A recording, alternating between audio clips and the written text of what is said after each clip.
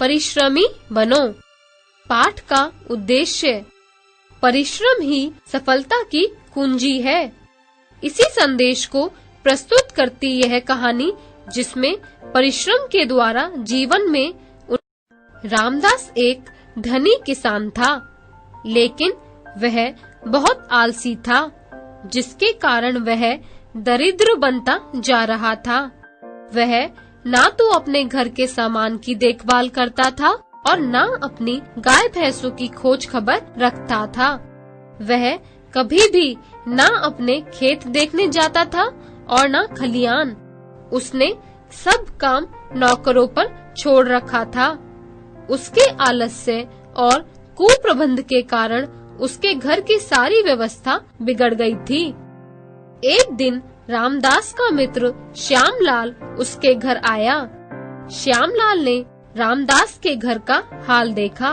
उसने यह समझ लिया कि समझाने से आलसी रामदास अपना स्वभाव नहीं छोड़ेगा, इसलिए उसने अपने मित्र रामदास की भलाई करने के लिए एक उपाय सोचा और उससे कहा, मित्र, तुम्हारी विपत्ति देखकर मुझे बड़ा दुख हो रहा है, परंतु तुम्हारी दरिद्रता को दूर करने का एक सरल उपाय मैं जानता हूँ। श्यामलाल की बात सुनकर रामदास ने उत्सुकता से कहा, मित्र, कृपा करके वह उपाय तुम मुझे बता दो, मैं उसे अवश्य करूँगा।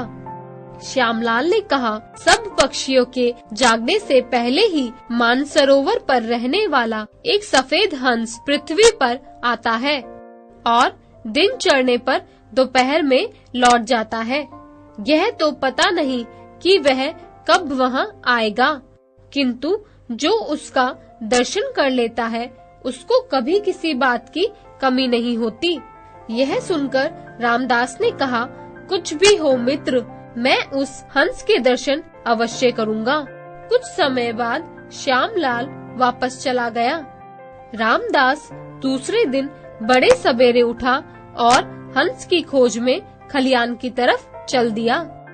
वहाँ पहुंचकर उसने देखा कि एक आदमी उसके ढेर से गेहूं अपने ढेर में डालने के लिए उठा रहा है। रामदास को देखकर वह व्यक्ति लज्जित हो गया और क्षमा मांगने लगा। खलियान से वह घर लौट आया और फिर गौशाला में गया। वहाँ का रखवाला गाय का दूध दूहकर अपनी स्त्री को दे रहा था। रामदास ने उसे डांटा। घर पर जलपान करके हंस की खोज में वह फिर निकला और अपने खेत पर गया। उसने देखा कि खेत पर अब तक मजदूर आए ही नहीं थे। वह वहाँ रुक गया। जब मजदूर आए तो उन्हें देर से आने की उलाहना दी। इस प्रकार रामदास जहाँ भी गया वहीं उसकी कोई न कोई हानि रुक गई। अब रामदास प्रतिदिन सवेरे उठने लगा और सफेद हंस की खोज में जाते समय अपने खेत, खलियान व गौशाला में चला जाता। धीरे धीरे उसके नौकर डर की वजह से ठीक से काम करने लगे। उसके यहाँ चोरी होनी बंद हो गई।